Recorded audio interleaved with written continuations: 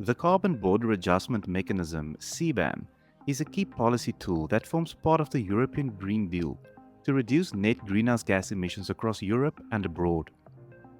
Within this context, CBAM can be defined as a carbon border tax on embedded greenhouse gas emissions of carbon-intensive products imported into the EU, also from South Africa. It can be viewed as an opportunity to drive local businesses towards greener economic resilience and green innovation. In this series, we will unpack the implications on business, building business resilience, key opportunities, where to find support, and much more. This episode is part of the Preparing the Western Cape Business for CBAM Challenges and Opportunities, a three-part series supported by the Western Cape Government Department of Environmental Affairs and Development Planning, produced in partnership with GreenCape, featuring Gaylor Montmasson-Clair, Senior Economist at Trade and Industrial Policy Strategies. Gaylor, welcome. It's lovely to have you on the show. Could you explain the primary goals of the Carbon Border Adjustment Mechanism and how it aims to level the playing field for EU industries while addressing carbon leakage? It has been a long time coming, and it is now being implemented by the European Union. But what is CBAM? Effectively, CBAM is a carbon tax at the EU border. It means that any good that is covered by CBAM that would be exported from South Africa or any country around the world to the EU, and that hasn't been subjected to a carbon tax or a carbon price in its country of origin would be then taxed at the border like European companies. So it is essentially a measure that aims to level the playing field between European companies and companies in the rest of the world. So it is there to effectively protect European companies that have to pay a carbon price in the EU and ensure that companies in other countries subject to the same carbon price when they want to enter the European Union market. It is important to put this development in a broader context. CBAM is really, in my mind, the tree that hides the forest in multiple ways. The first thing is that the EU is the pioneer in that particular field.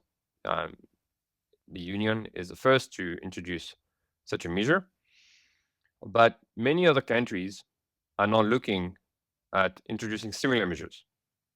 The UK has already announced one for the coming years. Canada, US, Japan, Australia, and others are looking at their own CBAM.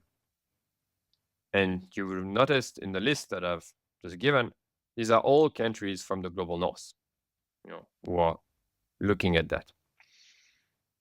Secondly, even from a European Union perspective, CBAM is just one of the many measures that the European Union is implementing that has external impacts. We are focusing a lot on CBAM because the impact is quite emblematic and it is quite high for a lot of economies in the global south. But there are many other regulations and policies and decisions that have been taken by the European Union that are going to have, I would argue, even more important implications for many countries in the global south, and particularly on the African continent. We have regulations around agriculture called the farm to fork strategy, We've got shifts in the vehicle parks with the move to new energy vehicles. We've got regulations around reporting, around deforestation, around circularity, and many others that effectively impact every sector of the economy. And thirdly, the CBAM development is taking place within a current environment where countries in the global north are trying to secure the competitiveness within the green transition through very aggressive green industrial policy. We've seen that, of course, in the EU through their own sort of green industrial policy package, but also in the US with the Inflation Reduction Act, which subsidizes industries quite heavily, and through the sort of new scramble for critical minerals between the US, Europe, and China that is taking place to secure access to minerals that are required to produce effectively green techs, but also sort of new digital technologies. And so it is important to understand that broader landscape, because that is the environment within which we are effectively operating. And so for me, yes, understanding CBAM is critical, but again, we have to position it within that broader ecosystem. So if we now zoom back a little bit onto CBAM itself, it is now in a transition period, which started in October of 2023 until the end of 2025. And that is a period of slightly over 2 years that effectively allows companies to adapt and learn about CBAM. There's no tax liable for any company until the end of 2025. And from 2026 onwards, and the actual carbon price at the border will start to be implemented and phased in gradually over a period of time where it will increase on a yearly basis to reach effectively full capacity, full on price in 2034. So effectively, it's not a lot of time to adjust for companies. There's a number of sectors that are being covered for now. It's not all sectors in the economy. From a South African perspective, there's 2 sectors that are primarily impacted. It is the iron and steel industry and the aluminium industry. A number of other sectors that are covered, like hydrogen, like electricity, like cement, and some fertilizers. But of course, we do not export these products to the EU, so they are covered on a global scale, but we're not directly impacted by them.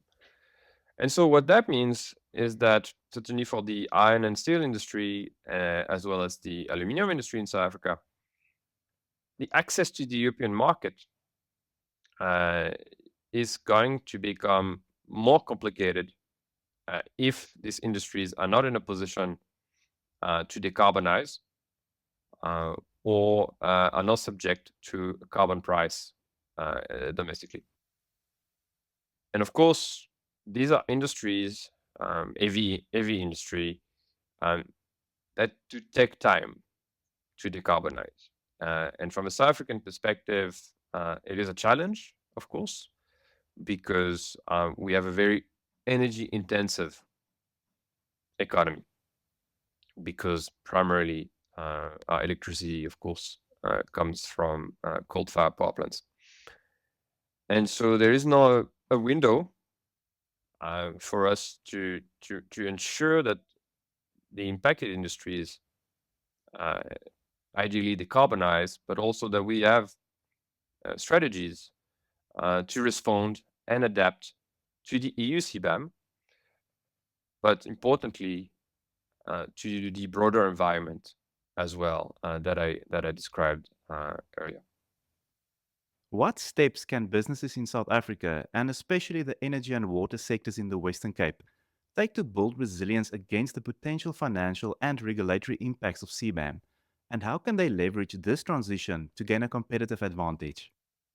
So businesses can take a number of steps to adapt to CBAM and ideally in the long run reap benefits.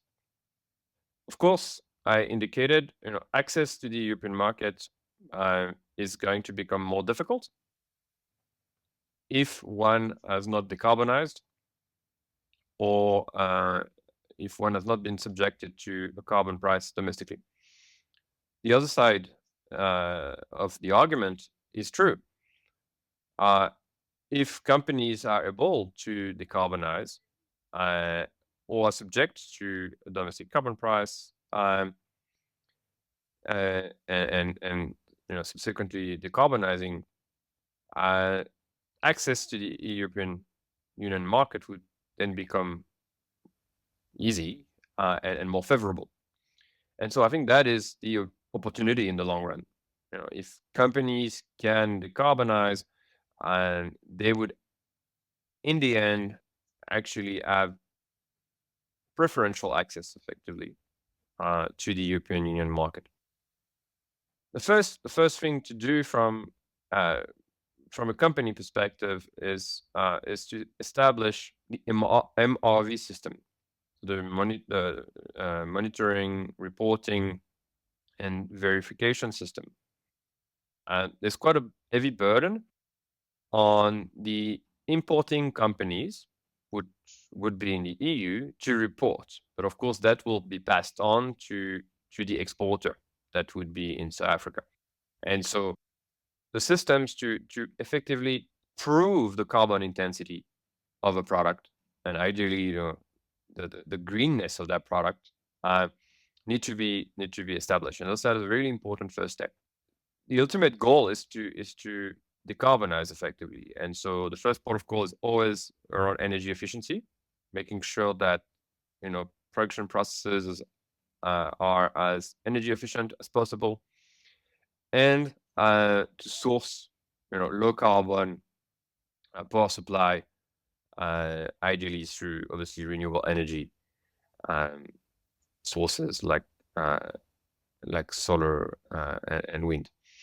So that effectively what businesses need to aggressively embark on in terms of a journey, adapting to the systems around monitoring, reporting, and verification, and really look at how they can optimize and decarbonize their production processes through energy efficiency of the production itself, maybe new production processes where the case is relevant, and of course through decarbonize energy supply, which often is primarily electricity, but of course in some cases it might be things like heat, for instance. And so that's really what businesses need to focus on. When it comes to certainly energy and water industries, they're not directly targeted by CBAM at the moment, and so they have clearly a bit of a longer window. But what's clear from the developments in the EU is that they have indicated that effectively CBAM in time will cover pretty much all sectors of the economy.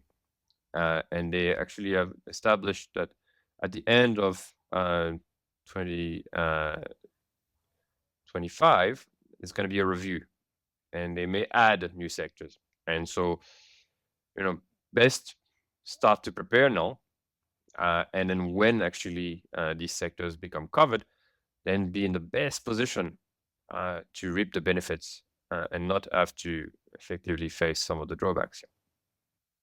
How can local and national governments in South Africa support business to adapt to CBAM? And what policies or incentives could facilitate a smoother transition and enhance compliance? So government intervention and coordination when it comes to CBAM is critical. The first thing is to support companies to establish the monitoring, reporting, and verification systems. We need to make sure that this MRV system is aligned with our own reporting that we have in the country for carbon tax purposes, but also for our greenhouse gas emission inventory.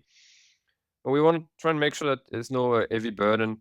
We know often companies have to report similar information in different formats, and it makes it quite burdensome. So how do we kind of make sure that we align all the reportings and we support companies to set up these systems, particularly small to medium-sized enterprises that don't necessarily have the resources to set up such systems on their own. So that is a key function really of national government to support companies in being ready.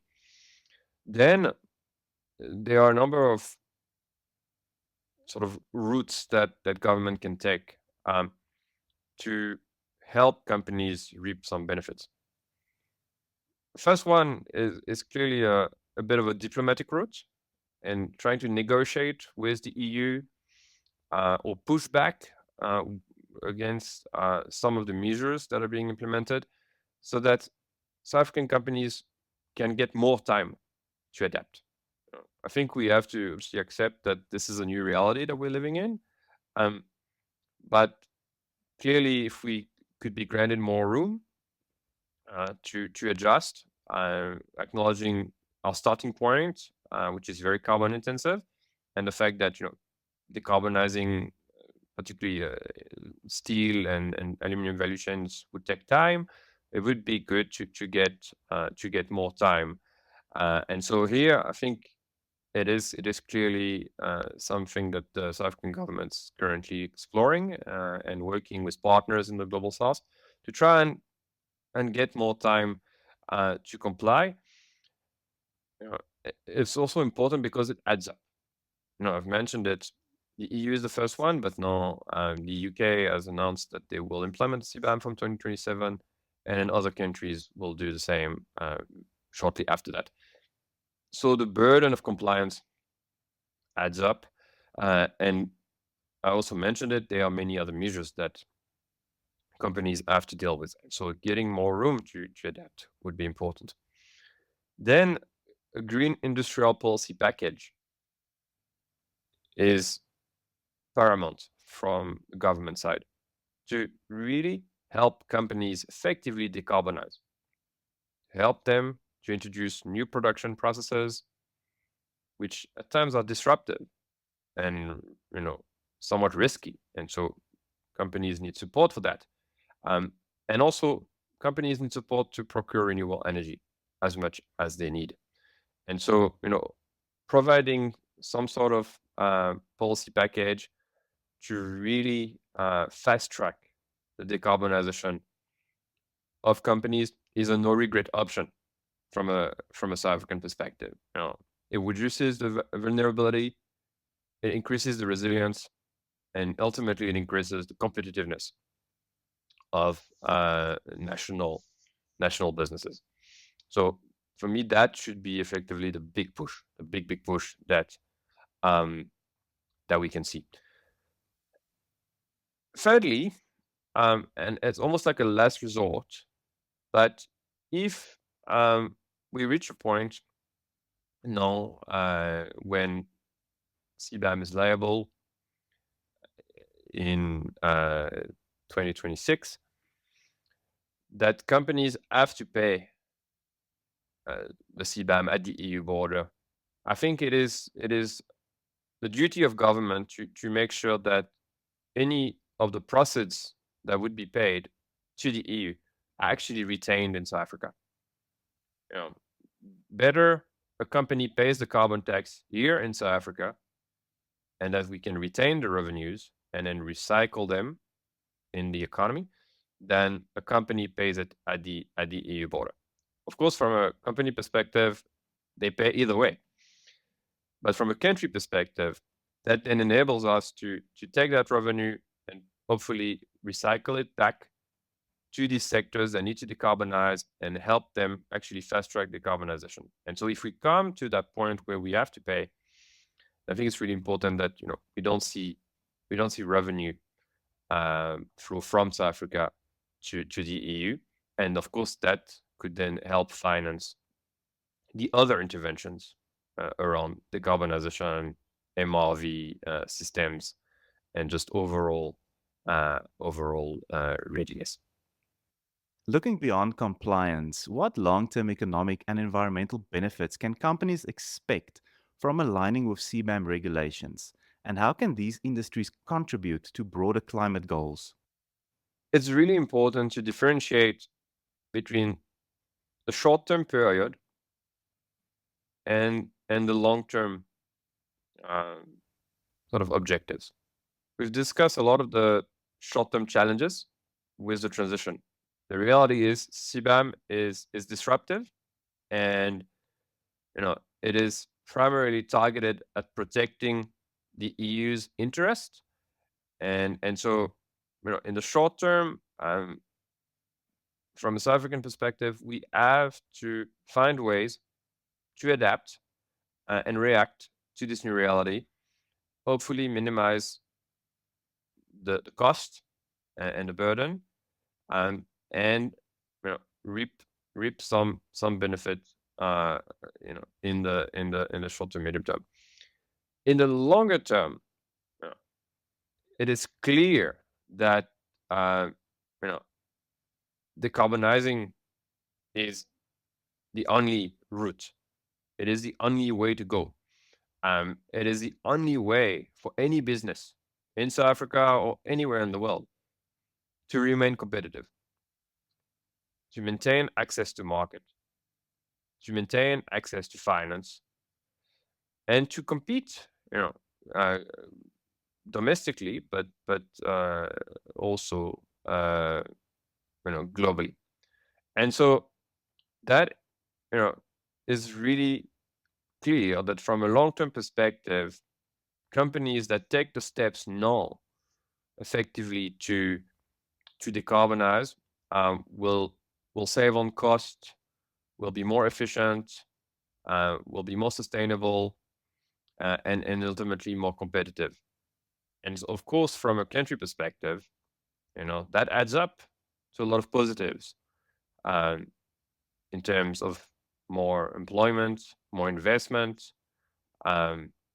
better,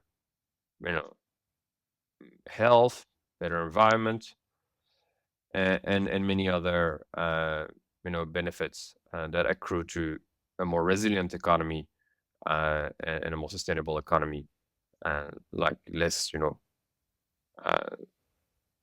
foreign exchange vulnerability, less fiscal policy risk, and so on. So overall, we know it is the route to go. The challenge is how to manage effectively the next few years, or the next decade, and how do we kind of fast track that in a sustainable and just way. From a South African perspective, we give the room to companies to transition. We give them the support to transition and make sure that, we maximize the benefits in the long run and really kind of push towards a just and green economy in South Africa and globally. A big thank you to Gaylor Montmasson-Clair, the Western Cape government, and GreenCape for this insightful conversation on Future Cities Africa.